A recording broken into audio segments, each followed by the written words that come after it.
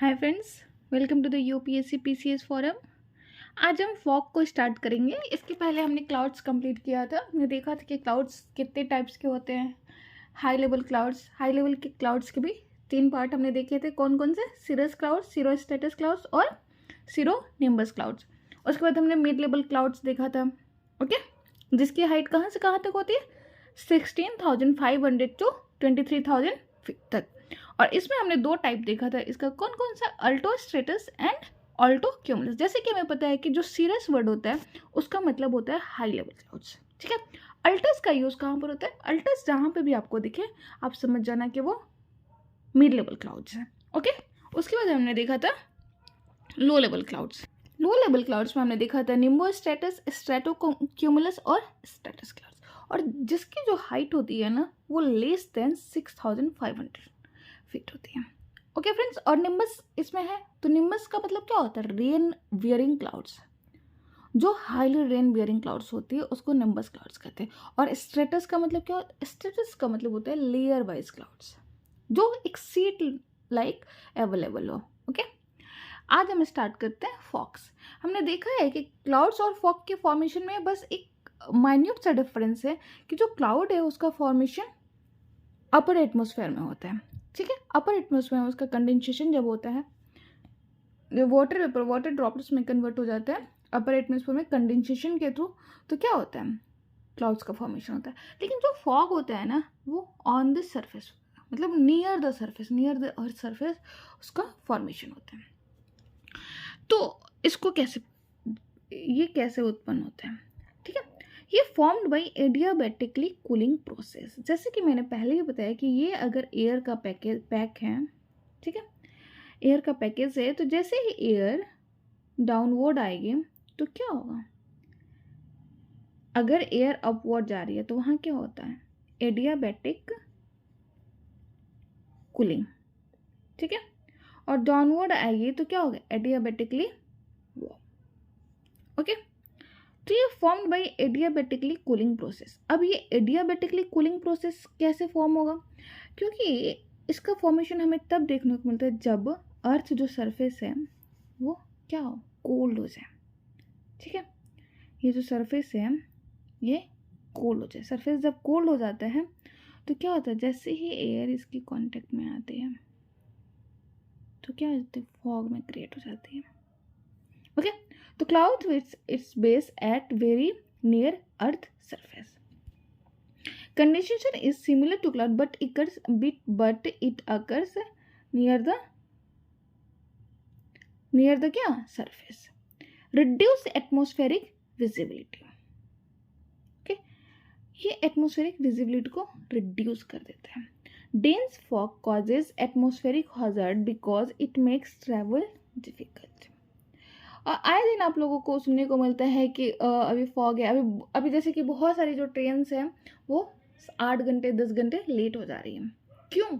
क्योंकि dense fog रहता है, ठीक है।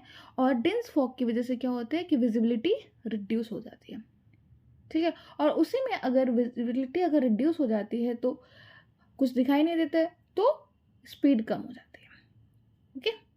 तो ये और ये जो फॉग होता है ना ये हेल्थ के लिए भी अच्छा नहीं होता। अब ये हेल्थ के लिए कैसे अच्छा नहीं होता? क्योंकि ये क्या करते हैं? पर्टिकुलेट मैटर्स जो होते हैं उनको एवव जाने नहीं देते हैं, ठीक है। जब वो ऊपर नहीं जाने देते हैं तो क्या होता है ना कि वो बच्चों के लिए और बूढ़ों के लिए बहुत ज़्यादा नुकसानदायक होता है, ठीक है। जैसे कि हमें याद है ये चिल्ड सरफेस है, ये सरफेस कूल्ड है, ठीक है। और ये फॉग का फॉर्मेशन हो रहा है। और ये सरफेस जो कूलिंग का प्रोसेस होता है हमें कब देखने को मिलता है? मेनली विंटर्स में ही लॉन्ग नाइट्स होती हैं, ठीक है। और लॉन्ग नाइट्स की वजह से क्या होता है कि जो टेरेस्ट्रियल रेडिएशन होता है वो क्या हो जाता है? और टेरेस्ट्रियल रेडिएशन का रेडिएट होने का टाइम पीरियड ज़्यादा हो जाता है, जिसकी वजह से जो अर्थ सरफेस होती है वो चिल्ड हो जाती है, ठीक है। अब हम इसका देख लेते हैं types of formation of fogs. Fogs के फॉर्मेशन के कितने प्रोसेस होते हैं? Formed by cooling process. अब कूलिंग प्रोसेस के थ्रू इसका फॉर्मेशन कैसे?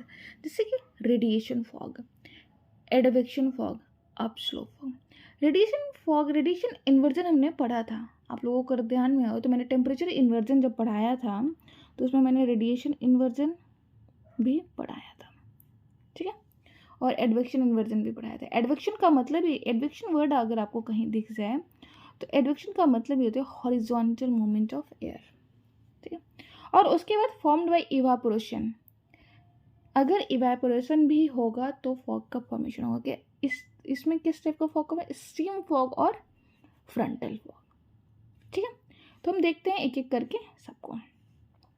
रेडिएशन फॉग्स क्या होता है? Radiation fogs result from radiation cooling of the ground and air next to it. जैसे कि मैंने बताया कि ये जो हमारी अर्थ सरफेस है, जो हमारा जो एटमॉस्फेयर है वो वार्म कैसे होता है? वो वार्म होता है इंसुलेशन से नहीं, बल्कि जो टेरेस्ट्रियल रेडिएशन रेडिएट होती है अर्थ सरफेस से, उससे उसको हाँ, जो GHGs होते हैं, ग्रीन हाउस गैसेस होते हैं, वाटर वेपर्स होते हैं, वो क्या करते हैं? एब्जॉर्ब कर लेते हैं, ठीक है। इस वजह से हमारा जो एटमॉस्फेयर होता है वो वार्म होता है। तो विंटर्स में क्या देखने को मिलता है ना, कि विंटर्स में लॉन्ग टाइम मिल जाते हैं रेडिएट होने के लिए। तो क्या होता है ना कि ये रीज़न तो क्या होती है, चिल्ड हो जाती है, चिल्ड हो जाते हैं। और इस रीज़न की चिल्ड होने की वजह से इसके जो कांटेक्ट वाले जो एयर होते हैं वो भी क्या हो जाते हैं, कूल हो जाते हैं, ठीक है। और इस वजह से यहाँ पे क्या होता है, कंडेंसेशन का प्रोसेस होता है, ठीक है। North Indian cities common type of, mainly ये नॉर्थ इंडियन सिटीज़ में देखने को मिलता है, ठीक है। आपने अभी देखा होगा विंटर सीजन चल रहा है तो आपने सब देखा होगा कि लॉन्ग नाइट्स होती है और फॉग देखने को मिलता है। Longer nights causes surface cold and air in the contact of surface cool down and cooling causes further condensation, जैसे कि मैंने आपको डिस्कस कर दिया है। नेक्स्ट हम देखते हैं advection fog. Advection absence of cloud as cloud reduce, और इसको और हम अगर एक तरीके से बताएं कि ये जो सरफेस है, ठीक है, और इसके लिए लॉन्ग नाइट्स होने चाहिए और क्लाउड्स का एब्सेंस होना चाहिए। अब क्लाउड्स का एब्सेंस क्यों होना चाहिए? क्लाउड्स का एब्सेंस इसलिए, अगर यहाँ मान जाइए यहाँ पे ये अर्थ सरफेस है, ठीक है, ये अर्थ सरफेस और यहाँ पे क्लाउड्स प्रेजेंस है, तो क्या करेगा, जो भी ये रेडिएशन रेडिएट होगा अर्थ सरफेस से, वो क्या करेगा, क्लाउड्स उसको बाहर जाने ही नहीं देगा, डिस्पर्स नहीं होने देगा, जिसकी वजह से जो ये अर्थ सरफेस है ये कूल्ड नहीं हो पाएगा, ठीक है। तो इस तरीके से फॉग का फॉर्मेशन नहीं हो पाएगा। लेकिन अगर क्लाउडलेस नाइट होगा और अपर लेवल का क्लाउड्स होगा, ये क्लाउडलेस अगर यहाँ पे अपर लेवल क्लाउड होगा तो क्या होगा, ये जो रेडिएशन है, जो टेरेस्ट्रियल रेडिएशन है, वो क्या होगा, इजिली डिस्पर्स्ड हो जाए। As it re radiate heat back to the earth, अगर क्लाउड रहेगा तो वो री रेडिएट कर देता है, उसको पास होने डिस्पर्स होने नहीं देगा। Radiation fog is also found in valleys. Radiation fog ना हमें वैलीज में भी देखने को मिलती है, ठीक है। और वैलीज में जो रेडिएशन फॉग हमें देखने को मिलती है उसको क्या बोलते हैं हम, वैली फॉग, ठीक है। अभी हमने एडवेक्शन फॉग नहीं स्टार्ट किया, अभी एडवेक्शन फॉग हम आगे बढ़ेंगे। तो वैली में कैसे रेडिएशन फॉग होते हैं, जैसे कि ये हमारा वैली है, ठीक है, तो ये इसका स्लोप है, ये माउंटेन स्लोप है, तो क्या यहाँ पे एयर कूल्ड हो जाएगा। जैसे कि यहाँ पे जो सरफेस लेयर कम है, जो भी स्लोपी रीजन होता है वहाँ पे तो सरफेस रीजन कम होता है, तो ये इजीली रेडिएट कर देता है, और इजीली रेडिएट कर देते हैं हम तो क्या हो जाता है, ये चिल्ड हो जाता है, चिल्ड। तो चिल्ड होने की वजह से क्या होता है, यहाँ पे हाई प्रेशर जनरेट हो जाता है, ठीक है। और हाई प्रेशर जब जनरेट हो जाता है तो एयर कहाँ से कहाँ मूव करता है, और यहाँ ये कंपैरेटिवली वार्म होता है, तो एयर मूव करने स्टार्ट कर देते हैं यहाँ से, ठीक है। और इस तरीके से यहाँ पे किसका फॉर्मेशन होता है, फॉग का, ठीक है। तो जो रेडिएशन फॉग का एग्जांपल हमें कहाँ देखने को मिलता है, वैली फॉग में। अब हम स्टार्ट करते हैं एडवेक्शन। एडवेक्शन फॉग क्या होता है? एडवेक्शन फॉग का क्रिएशन किसकी वजह से, horizontal movement of air. Advection fog के फॉर्मेशन में सबसे बड़ा रोल किसका होता है, हॉरिजॉन्टल जो मूवमेंट होता है ना एयर का, हॉरिजॉन्टल ऐसे, वर्टिकल ऐसे, ये आप लोगों को पता होगा। तो इन ये भी विंटर फिनोमिना, मेनली जो फॉग का जो फिनोमिना होता है ना वो हमें विंटर में देखने को मिलता है। तो winter time phenomena very common in temperate coastal and high level clouds. ये बहुत ज़्यादा कॉमन कहाँ होता है? कोस्टल रीजन में। और हाई लेवल पे कहाँ पे प्रेजेंस होता है? हाई लेवल क्लाउड्स में हमें कब प्रेजेंस होता है? ये समर सीजन में देखने को मिलता है। ठीक, तो एडवेक्शन फॉग हमें कब मिलता है, कहाँ पे मिलता है? या तो ये टेम्परेट कोस्टल रीजन में मिलता है और ये मेनली विंटर पे, और जब ये हाई लेवल हाइट पे मिलेगा तो वो समर सीजन में भी मतलब समर सीजन में भी क्या हो सकता है? एडवेक्शन फॉग का क्रिएशन हो सकता है। अब देखते हैं अपस्लो फॉग। अपस्लो फॉग का सबसे अच्छा एग्जाम्पल हमें कहाँ देखने को मिलेगा? नॉर्थ अमेरिका का, जो ये मांडे रॉक की है, ठीक है, और ये एडियाबेटिकली यहाँ पे एयर जा रही है, फिर यहाँ से क्या होता है? एडियाबेटिकली एयर कूल्स हो रही है। जैसे ही एयर ऊपर जाएगी तो क्या होगी? एडियाबेटिकली कूलिंग होगा। North America and mountain. This type of fog is formed when air moves up a sloping topography surface and expands, resulting into adiabatically cooling and condensation. ठीक है, तो ये कब होता है? जब एडियाबेटिकली ये अगर सरफेस है और एयर एबव जा रहा है तो क्या होता है? एडियाबेटिकली कूलिंग होगा। एडियाबेटिकली कूलिंग होगा तो क्या होगा? कंडेंसेशन होगा। ठीक है, और कंडेंसेशन होगा तो क्या होगा? फॉग का फॉर्मेशन होगा। अब फॉग का फॉर्मेशन हम देखते हैं इवेपोरेशन, फॉर्म्ड बाय इवेपोरेशन। जैसे कि हमने स्टार्टिंग में देखा था कि जो फॉग का फॉर्मेशन दो केसेस में होता है, या तो कूलिंग के प्रोसेस से होता है या इवेपोरेशन। तो कूलिंग के प्रोसेस से हमने देखा कि तीन तरीके से होते हैं। एक तो रेडिएशन फॉग होता है, एक एडवेक्शन फॉग होता है और एक अपस्लो फॉग होता है। अब हम देखते हैं फॉग फॉर्म्ड बाय इवेपोरेशन, जैसे कि स्टीम फॉग। स्टीम फॉग क्या होते हैं? Common in the middle and higher latitude on the river और लेक सर्फेसेस। ठीक है, तो ये हमें कॉमनली कहाँ पर देखने को मिलता है? लेक सर्फेसेस पे, लेक और रिवर के सर्फेसेस पे। अब वहाँ पे क्या होता है? जैसे कि ये रीजन है, ठीक है, और यहाँ पे एयर, तो ऊपर में क्या होगा ना कि ऊपर में वेरी कोल्ड और ड्राई रीजन होगा, ड्राई एयर होगा, और ये मॉइस्चर प्रोवाइड करेगा। ठीक है, तो जैसे ही ये मॉइस्चर प्रोवाइड करता है तो क्या होता है? फॉग का फॉर्मेशन होता है।